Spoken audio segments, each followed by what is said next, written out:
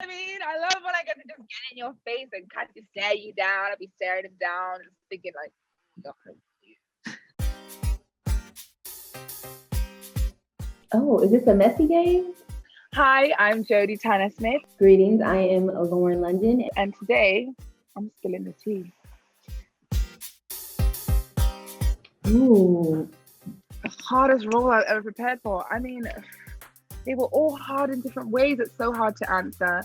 I would have to say the first role I ever did for the big screen, which was ATL, because of all the insecurity and uncertainty that came with never being in a film before and this being your first film and leading it. I think that was the hardest role. Physically hardest was obviously Without Remorse because, well, I can't even say that. In a way, it was physically the hardest because I was pregnant at the time, which is like extremely intense to be doing an action film while you're pregnant. Like you can't even fucking breathe the same way. It's mad, actually. But then it was also physically very intense to do Anne Boleyn because I went and do that when my daughter was 5 months.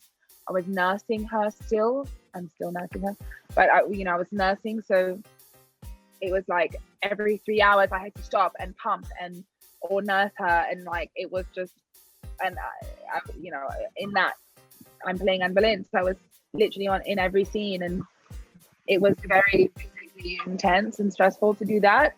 But then Queen and Slim was like really fucking intense. It was really hard. I feel like that was really hard just in terms of, I don't know, it's really a three-way tie for different reasons, between Queen and Slim, Anne Boleyn, and Without Remorse. So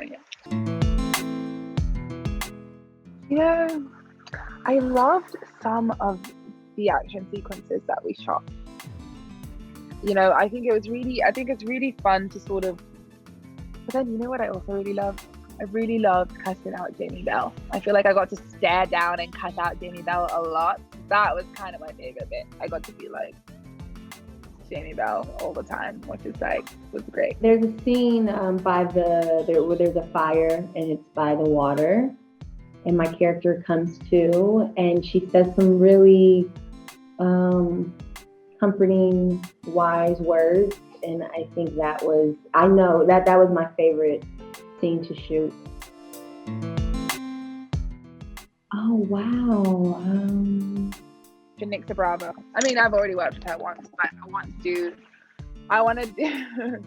I did like a tiny role in her film Lemon, and I really want to. I also really want to work with the Safdie brothers. Safdie brothers, call me. I'm here. I would love to work with Jeffrey Wright. Don Cheadle, great actors. I would love to work with Viola Davis, Meryl Streep. I would love to gain so much knowledge from them, for sure. Boomerang. Waiting to Exhale. Or Boomerang, either one. Those are my favorite. Love Jones, those three. Coffee, toast. I'm just thinking about the song and I'm just feeling happy now. Okay, Coffee. Love her. Love that song. There's a song from the artist Kim, Kem, and it's called Divine Order. It's comforting, and it's affirming that everything is in divine order, no matter what it feels like, no matter what it looks like, that it is all in divine order. I played that song at my wedding. Listen to you, like at the end of the wedding, like that's what we walked out. That's some tea. That's some tea. The weirdest item that I own? I don't think I really have a weird item. I can't think of anything that's weird. I don't really own anything weird. Everything I have right now is practical. Oh, I mean, I have a house full of crystals. The house is full. It's not a room that does not hold an incense holder and a crystal, but I don't think that's weird at all.